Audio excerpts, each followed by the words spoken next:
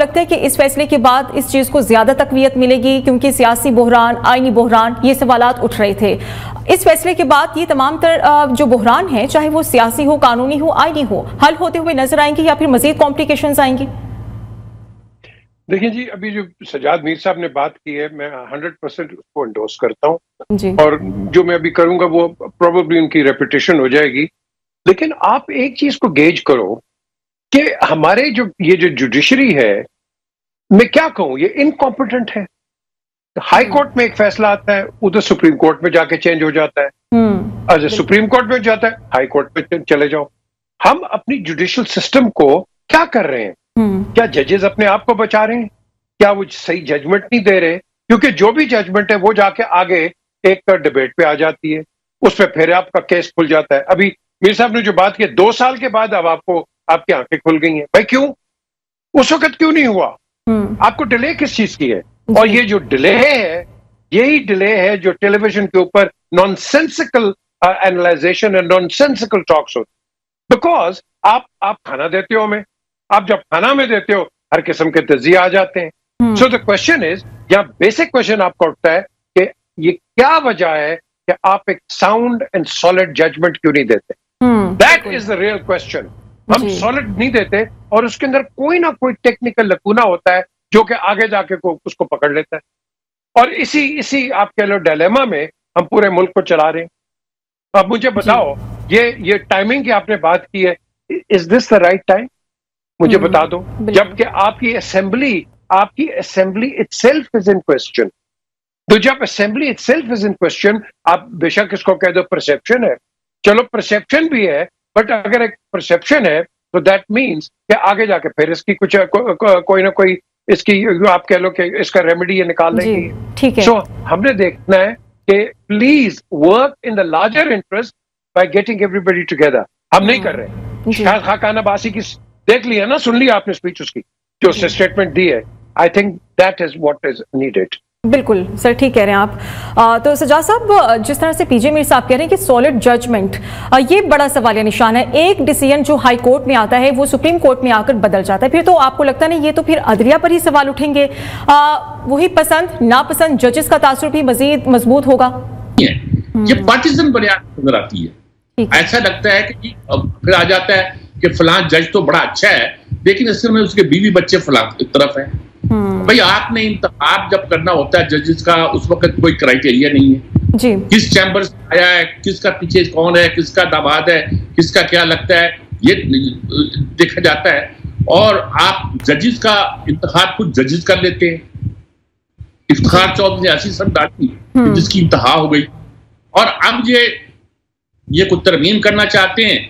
वो कहते हैं ये तरमीम इसलिए करना चाहते हैं कि काली फारिस्ता को एक्सटेंशन देना चाहते हैं। नहीं भाई, ये बात नहीं है। बात ये है कि जो बात के जज आ रहे हैं, आप कहते हैं सीनियरिटी के बैन में आप मुकर्रर करो, पहले तो नहीं था। सजाद साहब, पाकिस्तान तहरीक इंसाफ के अगर हम रवैये की बात करें, उनकी तरफ से तो बेंच पर एतराज उठा दिया गया। अली जफर जैसे कि आज बता रहे थे, वो कह रहे हैं कि हमें ये बेंच गैर कानूनी है। फिर आप समझते हैं कि एक कंट्रोवर्शियल बेंच, उसकी तरफ से फैसला आना अब ये एक्सेप्टेबल होगा पाकिस्तान तहरीक इंसाफ की तरफ? वो तो पहले कह चुके कि हमें फैसला नहीं मानेंगे। देखिए, अली जफर एक बहुत ही अच्छे कानूनदान है, वो एक बड़े बाप के बेटे हैं।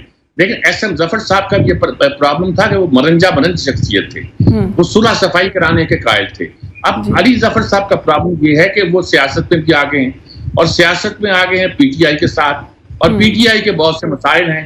इनको डर ये पैदा हो गया पीटीआई को कि ये अगर तरमीम हो गई तो मौलवी फजल रहमान के बगैर भी अब तरमीम आनी तरमीम कर दी जाएगी। अगर आनी तरमीम कर दी गई तो उनको जो तवक्कुआत उन्होंने मशहूर कर रखा था कि नवंबर में ये हुकूमत गई, क्योंकि जो अदालत उस वक्त आएगी वो अदालत साबित कर देगी इलेक्शन गलत हुए थे, नए इलेक्शन कराओ या इस हुकूमत को फारग करो और पीटीआई को लाओ, हुकूमत दो, और अल्लाह अल्लाह खैर सल्लाह। ये तो हुआ नहीं। कहेगी कि इनके पास तो इतनी सीटें हैं जो इनको नहीं दी गई, वो भी इनको दी जाए, जैसे कि उन्होंने अब किया है। उन्होंने दरख्वास्त भी दी, उन्होंने कहा कि ये सीटें उनको मिलनी चाहिए।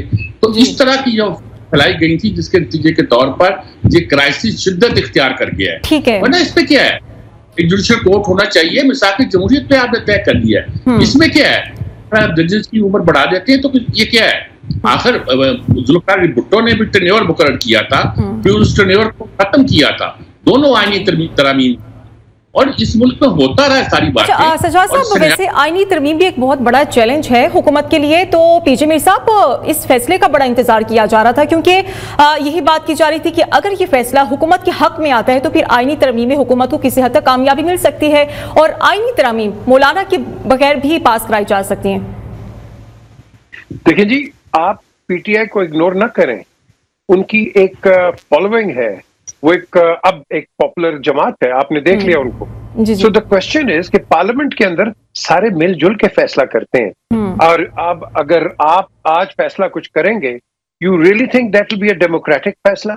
जब हम डेमोक्रेसी की बात करते हैं तो we have to involve everybody. हम इन्वॉल्व नहीं कर रहे, जैसे मैंने पहले कहा, assembly itself is in question, ठीक है ना जी? जब वो assembly itself is in question और फिर आप कहते हैं हमने तरमीम करनी है, अब आपने तरमीम करनी है, अभी जो मीर साहब ने बात किया, अब आप मुझे आगे बताओ कि जो परसेप्शन क्रिएट हो रहा है कि ये जज जिसने फैसला मेरे मुताबिक नहीं किया, इसकी मैं ट्रांसफर और पोस्टिंग कर दूंगा, मुझे अब आप बताओ ये कहां की डेमोक्रेसी होगी भाई? तो दैट मीन्स कि you want to bring the judiciary into the domain of executive और द पार्लियामेंट। इस तरह नहीं होता।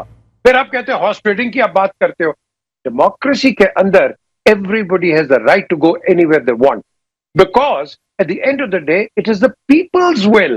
तो people's will आप acknowledge नहीं करेंगे तो फिर डेमोक्रेसी है पाकिस्तान में? पीजे मीर साहब, ये सूरत हाल, ये नोशन कल हमने भी देखा कि अगर फैसला हमारे हक में आता है तो फिर काबिल कबूल होगा। इतनी हिम्मत कैसे आ गई कि आप इदारों को ललकार रहे हैं? कल सुप्रीम कोर्ट के अंदर पीटीआई का वर्कर मुस्तफिन काज़मी, उसकी तरफ से जो रवैया हमने देखा कि तुम हमारे खिलाफ फैसला देकर तो देखो, बाहर 500 बंदा खड़ा है, तुम्हें भुगत लेंगे। अब इस तरह का रवैया समझ से बाहर है कि आप इतने निडर, इतने बेखौफ कैसे हो सकते हैं? देखिए, ये जो बात कर रहे हैं आप, आई एम श्योर आप रेफर कर रहे हैं chief minister Khyber Pakhtunkhwa. This is not the talk we want, this is not something parliament और डेमोक्रेसी वांट कि हम ये कर लेंगे वो कर लेंगे। कोई कुछ नहीं कर सकता। सर, कल सुप्रीम कोर्ट के अंदर ये वाकया हुआ है ना, मुस्तफिन काज़मी पीटीआई के वर्कर हैं, उनकी तरफ से बात की जा रही थी। अब ये फैसला तो आ गया, पीजे मीर साहब, पीटीआई की तरफ से क्या अब ये ऑप्शंस हैं? क्या वो एक नजरसानी अपील पर फैसला आता है, दोबारा से अदालत से रुजू किया जा सकता है? देखिए, जहां आपके पास एक लकूना कहीं मिलेगा, whether it is the government और whether it is the opposition, वो तो रिकोर्स लेंगे, जाएंगे कोर्ट्स के अंदर, वो तो उनका एक राइट है, एक बुनियादी आपके लोग एक राइट है। But at the end of the day, क्या हम इन्हीं चीजों में हमारी सारी कॉन्वर्सेशन है? क्या हमारी कॉन्वर्सेशन है आइदर सर्वाइवल ऑफ पीटीआई और the government? What about the people of Pakistan?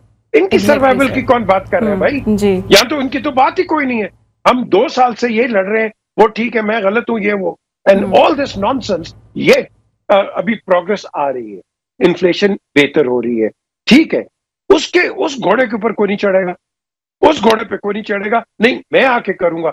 मैं तो कहता हूं पीटीआई है या जो भी है, ये आए पार्लियामेंट में बताएं हम आपसे इस तरह बेहतर करेंगे। मजा तो तब आएगा ना, मजा तो तब आएगा। तो इसके अंदर कोई नहीं बैठेगा, हम एलिमिनेशन प्रोसेस के अंदर है। गवर्नमेंट भी यही कहती है ऑपोजिशन को एलिमिनेट करो, और ऑपोजिशन भी यही कहती है गवर्नमेंट को एलिमिनेट करो। This is our extremism, political extremism, and this has to stop, this has to stop. ठीक है, अभी एक ब्रेक ले लेते हैं, ब्रेक के बाद दोबारा हाजिर होंगे।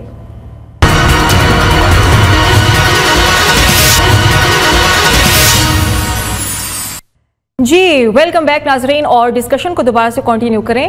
अच्छा सज्जाद साहब, आईनी तरमीम जो कि कहा जा रहा है कि अक्टूबर के पहले या दूसरे हफ्ते में हो जाएंगी, अगर हम प्रीवियस एक्टिविटी देखें जो गवर्नमेंट की तरफ से की गई थी, वो नाकामी का सामना रहा। अभी फैसला भी आ गया है, तो आपको लगता है कि हुकूमत को कामयाबी मिलेगी किसी हद तक? देखें, अब चांसेस ज्यादा हो गए हैं कि तरमीम मुमकिन हो सकती है, ठीक है, क्योंकि अब उन्होंने फजलुर रहमान साहब का जो प्रेशर था वो कम हो जाएगा।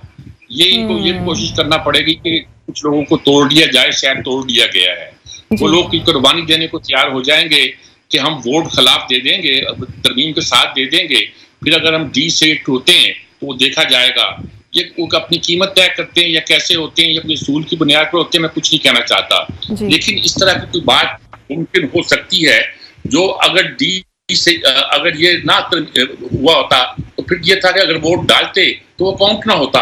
अब सूरत वो नहीं बनती, अब मुख्तलिफ सकती है, मुख्तलिफ शक्ल बन सकती है।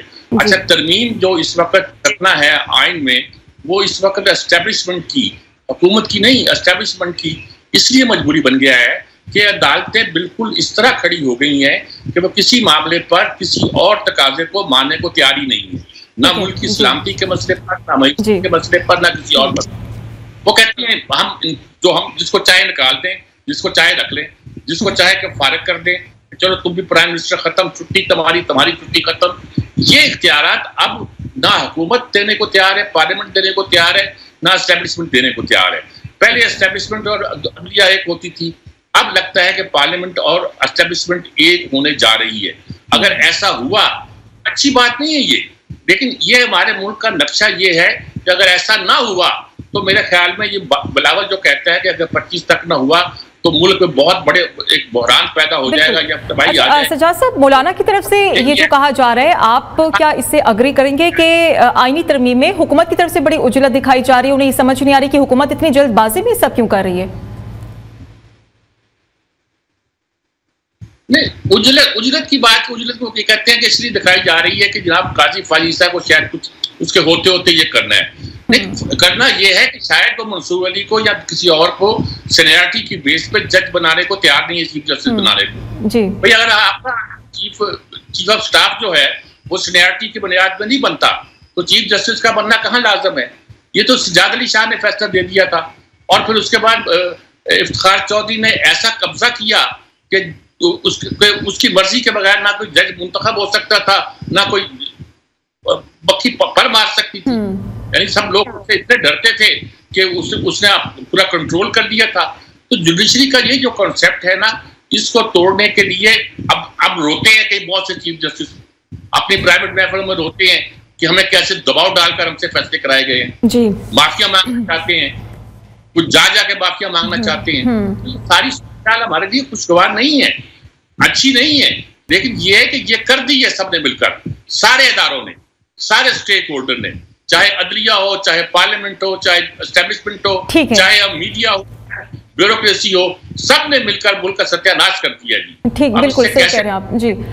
पीजे मीर साहब, मुल्क के हालात ये आ गए हैं, सज्जाद मीर साहब कह रहे हैं कि हर इदारा इस वक्त बिल्कुल भी सही परफॉर्म नहीं कर पा रहा। अगर हम देखें हुकूमत को, आज तो ये फैसला आ गया, लेकिन मौलाना ये कह रहे हैं कि हुकूमत की तरफ हम बिल्कुल भी नहीं जाएंगे, हम साथ नहीं देंगे इन आईनी तरमीम को लेकर। और दूसरी तरफ अगर पाकिस्तान तरीके इंसाफ को देखें, वो भी सड़कों पर निकलने को तैयार है, एहतजाज की सूरत हाल है। फैसल वावडा आज बड़े मुतहरिक नजर आए, उनकी तरफ से कहा गया है कि पीटीआई लाशों के ढेर गिराने की तरफ चल रही है, और कुछ इस तरह की बातें भी कर रहे हैं कि मेरे पास बहुत कुछ है दिखाने को, अगर ये लोग अपनी बातें इस तरह से मनवाएंगे तो फिर मैं भी बड़े सबूत लेकर सामने आऊंगा। नहीं जी, इस तरह की कोई बात नहीं है। ये जैसे मैंने पहले कहा, ये कोई बनाना रिपब्लिक नहीं है, लाशें हो जाएंगी, ये हो जाएगा, फलाना हो जाएगा। ये सारा रिटोरिक होता है कि भाई हम ये कर देंगे, वो कर देंगे। ये कुछ नहीं है, ये पॉलिटिकल गिमिक्री है, लोगों को भड़काने की बात है। आपने बात करनी है असूली और लॉजिकल और ऑब्जेक्टिविटी के साथ, वो आपकी बात है नहीं।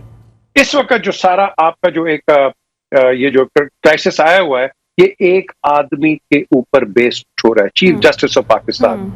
I hope and I think कि ये अगर तो ये पास भी होता है bill, chief justice will resign.